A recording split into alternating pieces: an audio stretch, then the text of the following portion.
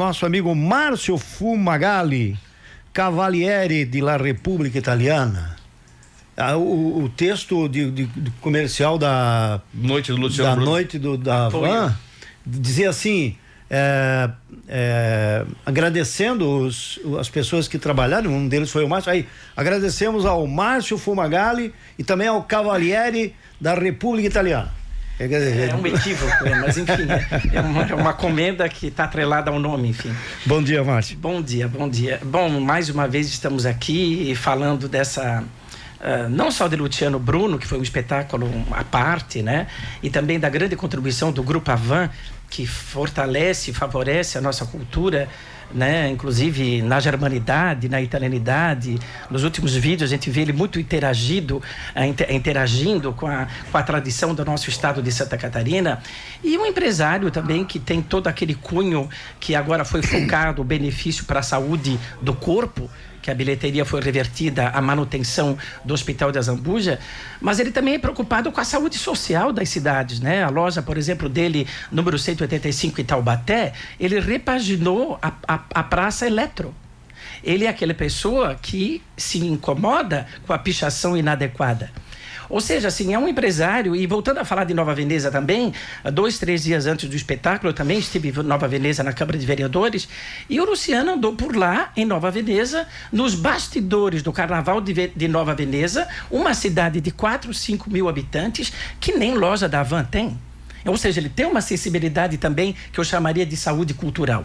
Então, o evento que aconteceu em prol da saúde do Hospital de Azambuja, que aconteceram há 19 anos atrás, com toda a testemunha do padre Nélio Schwanck, todo o esforço de uma realidade que nós tínhamos no hospital há 19 anos atrás, que por sorte é uma outra realidade, ele repete esse ano, né? E o senhor que teve a oportunidade de acompanhar a qualidade vocal de Luciano Bruno, eu imagino que seja um septagenário, octogenário, não sei na verdade a idade, mas mantém a qualidade da voz, né? Então foi um grande presente para a cidade, né? Graças à sensibilidade do empresário, que tem esse compromisso social, cultural e com a saúde do nosso povo. Esse ano tivemos o Luciano Bruno e também tivemos aquele coral lá que também fez muito sucesso ali na igreja luterana. Só, Rodrigo, dá acerta ali para nós o microfone pro Márcio. Na verdade, vale salientar que, dando um toque para o evento último de Luciano Bruno, foi uma iniciativa da Avan, custeada para a Avan, com bilheteria ao hospital. O meu papel foi, por ser conselheiro do COMIT, já nesses 4 anos, que indiscutivelmente ter uma capilaridade em todo o território catarinense, deu para contribuir a divulgar dentro das lideranças do estado de Santa Catarina, por exemplo, inclusive a Secretaria de Assuntos Internacionais estavam ali, o nosso chamado embaixador, o Palladini, o doutor Palladini, empossado agora em agosto, o governador Jorginho Melo, alguns países de referência com Santa Catarina, como Alemanha e Itália, estabeleceu dentro da Secretaria de Assuntos Internacionais, capitaneada por Bornhausen, uma espécie de embaixador por país. É um trabalho voluntário. E o doutor Palladini, a partir de agosto, é o chamado embaixador das causas de Santa Catarina junto à Itália. Mas o que eu acho que mais favorece na última semana é a maravilhosa notícia que toda a comunidade italiana no mundo esperava e aspirava. Por exemplo, se ventilava há uns 5 anos atrás que a região do Vêneto, uma região muito próspera no norte da Itália, implantaria o estudo como disciplina obrigatória do processo emigratório para as Américas. Os países preponderantes: Brasil, Estados Unidos e Argentina. E na última semana foi muito além. O Ministério da Instrução, o equivalente ao Ministério da Educação da Itália, implanta disciplina obrigatória nas escolas italianas, onde crianças e adolescentes vão entender melhor qual é essa paixão que nós temos pela Itália.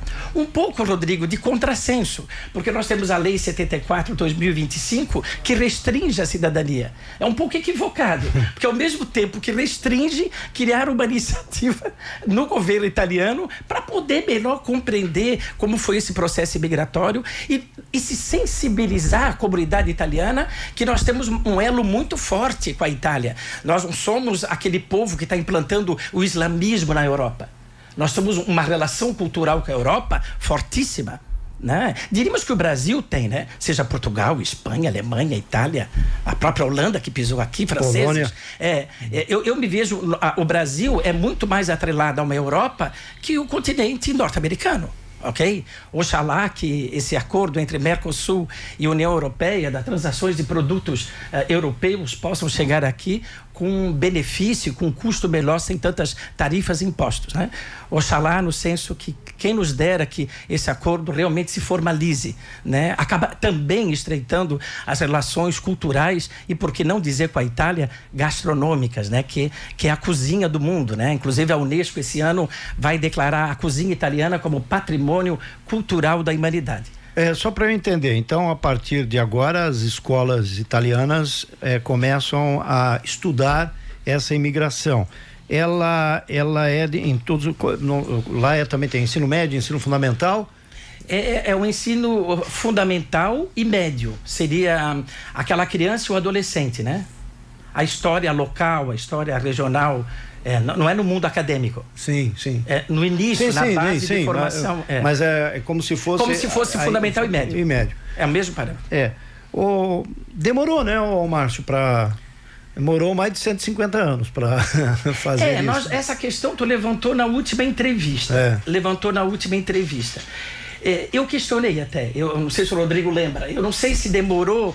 Porque o que acontece, amigos, eu vim agora de Concórdia, que tem um ritual, eu chamaria de ritual, chamado filó. Filó vem de filo na língua italiana, fio. Mulheres que teciam roupas na hora do entretenimento. De onde vem o filó? É uma espécie de dos que moravam na Lombardia, o Trentino e o Vêneto. Para o rádio ouvinte entender isso, são 3 regiões da colonização que veio para Santa Catarina. Cada qual tinha o seu modo de vestir e falar, tinha os seus dialetos. Quando eles vinham para o interior do Brasil, eles precisavam se comunicar. E eles criaram uma linguagem com palavras portuguesas que se chama talian. Ou seja, como cada um falava dialetos diferentes, eles criaram o talian. E o que é o filó? É o congraçamento desse agricultor que, por exemplo... Eu não acho tarde a mobilização, porque visitando Concórdia, uma localidade chamada Lajeado dos Pintos, quando havia uma produção agrária de porcos e vendia para o todo-poderoso Atílio Fontana. Ou seja, eles estavam no interior de Concórdia, nos anos... Concórdia tem 90 anos só. Então, nos anos 40 e 30, eles vendiam os porcos para Fontana. O que eu quero dizer com isso? Meu caro Dirley, até os anos 70, na comunidade de Lajeado dos Pintos, no interior de Concórdia, que eu visitei, não havia energia elétrica. Então, querer dizer que demorou foi complicado, porque essa comunidade, Dirley, estava abandonada ao relento. Ela estava abandonada em Mata Virgem. Que força política eles tinham para se autodefender? Foi preciso, sim, o centenário em 1975. Foi preciso, sim, o Sesc Centenário em 2025. Por quê? Uma coisa preponderante a ser dita no Vale do Itajaí. A predominância da imigração italiana no Alto Vale do Itajaí, particularmente, são trentinos. Quando comemorou-se o centenário da imigração italiana em Santa Catarina, em 1975, ela não foi italiana. Foi comemorada a trentinidade, porque vieram pelo porto de Itajaí e as colônias já estavam aqui assentadas. Mas o que vai se dizer de toda a predominância vêneta no sul de Santa Catarina? A predominância vêneta do oeste catarinense, que tinha uma agricultura familiar, e hoje famílias como Fontana, criador da Sadia, a Brandalize, da Perdigão de Videira, Paludo, dos frigoríficos Seara. Vocês sabem, e toda a comunidade catarinense sabe, que 57,8% das exportações catarinenses vêm da agroindústria. E quem é que deu base à agroindústria do oeste catarinense? Essas famílias que eu acabei de dizer. Famílias italianas. Fora os pequenos produtores. Porque tem uma situação quando você viaja para o oeste. Quando você viaja para o oeste, você vê as plaquinhas. Você anotou as plaquinhas? Sim. Que são produtores. Você vê ali, uma vez, não sei se foi contigo, eu estava vendo tudo, a maioria sobrenomes italianos. São os pequenos produtores que depois vão para as grandes, né? Para o Sadia. Agora tudo uma coisa só, né? Uhum. BRF, mas começou com esses pequenos produtores. Eu diria mais, Rodrigo, nós temos que nos agradecer e até nos envergonharmos da falta de espírito de cooperação que temos no Vale do Itajaí. O oeste, por natureza, foi cooperativo. Porque geograficamente ele sempre foi isolado.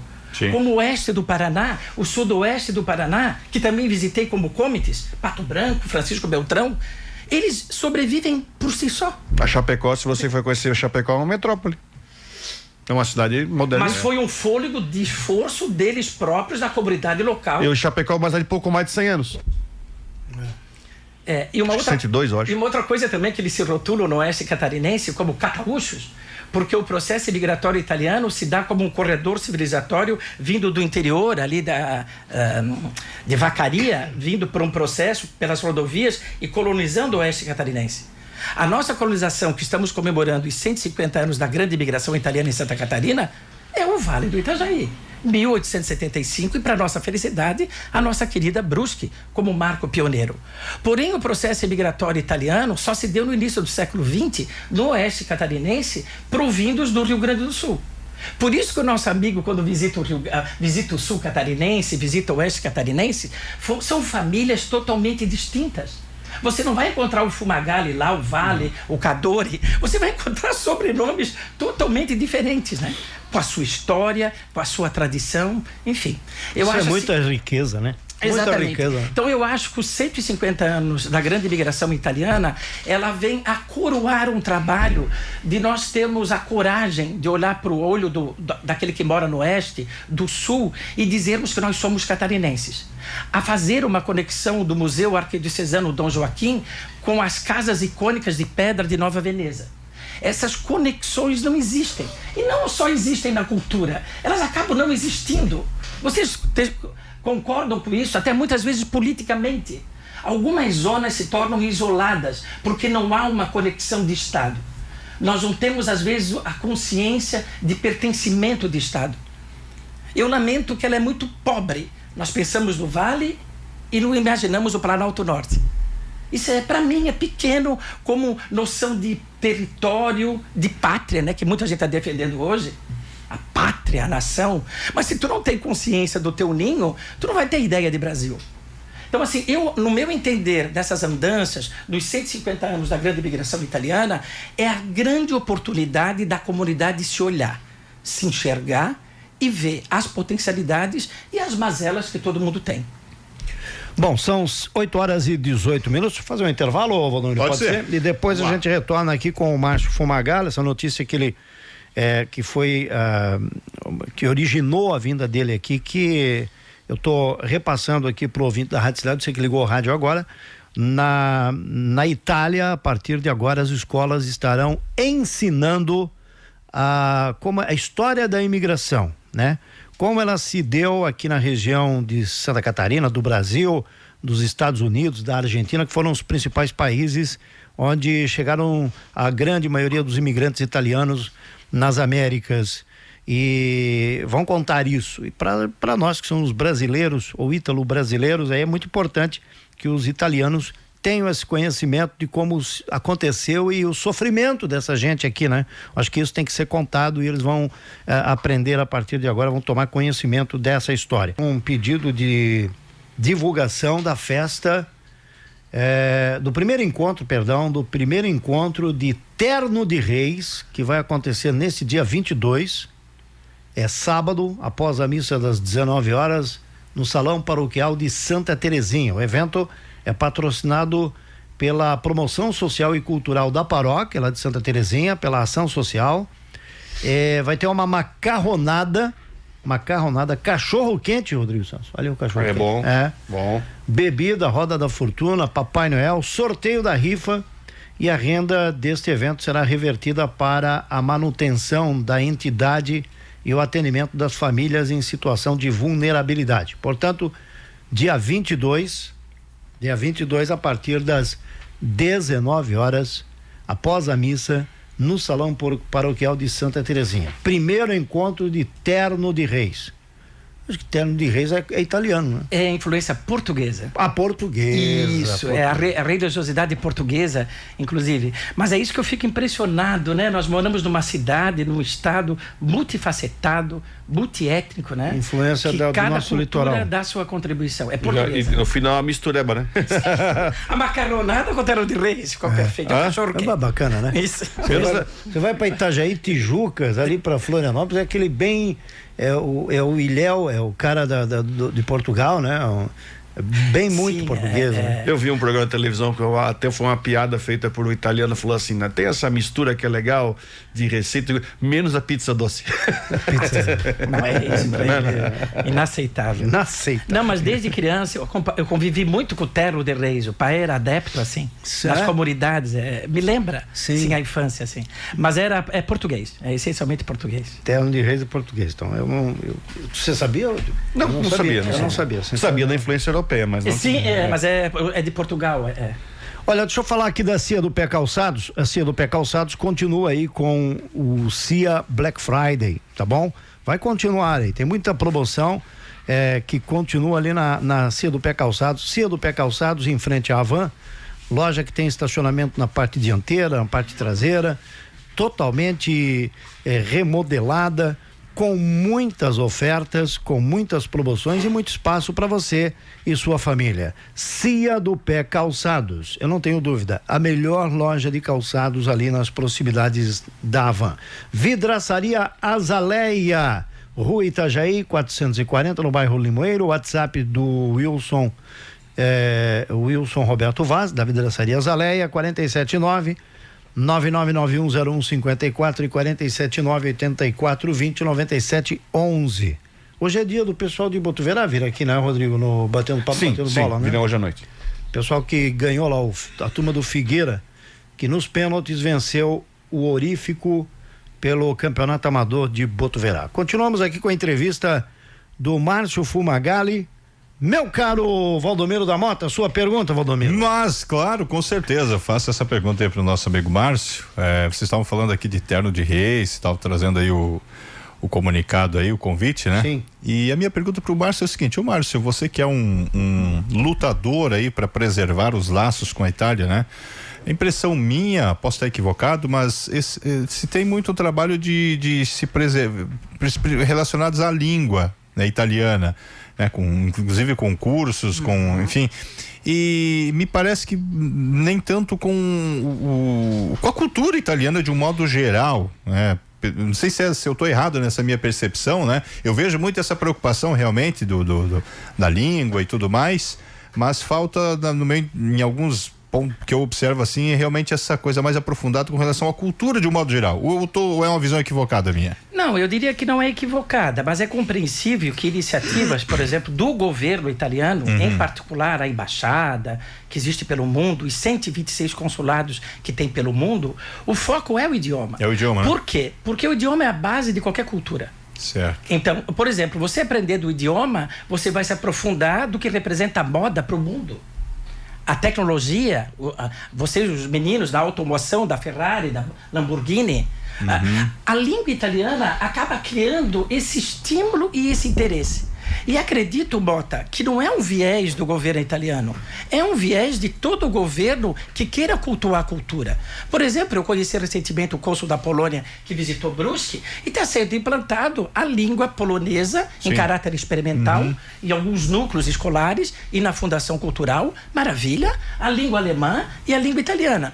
Então, assim, eu entendo a tua visão, é uma visão realmente política e estratégia dos governos, mas não estou falando da Itália, focado para o idioma, porque um aluno, por exemplo, tendo contato com o idioma, vai ter contato com a moda italiana, com a gastronomia italiana, porque com a política italiana. E acaba puxando grandes tudo, figuras, né? Norberto Bobbio, Maquiavel. Então, se você avaliar, por exemplo, quem estuda direito tem bases na língua italiana, porque o direito de quem estuda hoje vai se tornar advogado tem base no Império Romano. Então, assim, é natural que a língua sempre será. Entendo a tua observação, mas defendo as iniciativas não só do governo italiano, mas dos outros governos que queiram manter o idioma como base de qualquer cultura. Ele puxa está tudo, certo, né? O caminho. Sim. Entenderam? Ele está certo. Os demais serão consequências. O folclore, o potencial hoje que citei aqui, que reforço o quão a comunidade italiana no oeste catarinense colaborou para a economia desse estado.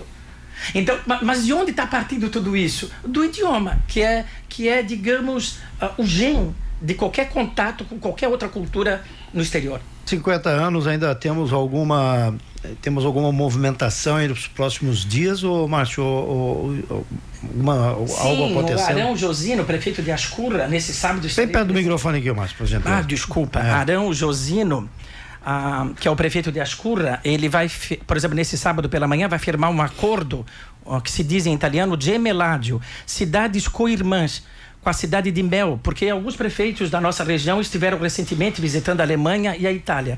Então, são vários movimentos que começam a aquecer. Por exemplo, o lançamento do livro de Renzo Groselli, que é uma espécie de bíblia da comunidade italiana no Vale do Itajaí, que fala do Alto Vale, da Foz e tudo mais, também foi reeditado pela Unifeb, depois de 50 anos que a Federal de Santa Catarina reeditou. Parabéns à Unifeb, né? Temos uma editora de alto nível. Semana passada, né?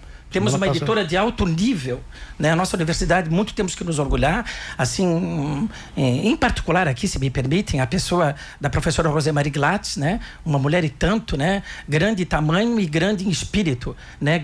No sentido, assim, grande de participação, do compromisso com a educação e de consciência cultural do nosso povo. Temos também um grupo agora que está chegando do Trentino, um grupo folclórico que se apresenta na Praça Central de Balneário Camboriú e algumas cidades afins do Trentino, para concluir todo esse trabalho, que a nossa querida Casa de Brusque, né, um grande patrimônio que nos orgulhamos que ficará eternamente nos jardins do Palácio Cruz e Souza, uma exposição idealizada pela Casa de Brusque do coração da capital catarinense. Isso é forte, sabe?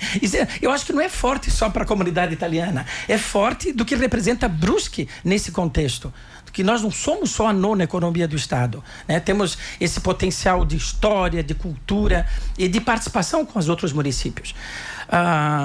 Inclusive vai agora para findar tudo isso, tem o deputado Vicente Caro Preso, é uma emenda individual particular que aproxima R$100 mil, que será depositado nos cofres da Casa de Brusque, porque para a digitalização de documentos, né? Porque se tu não fizer isso, a tua história vai se esvair.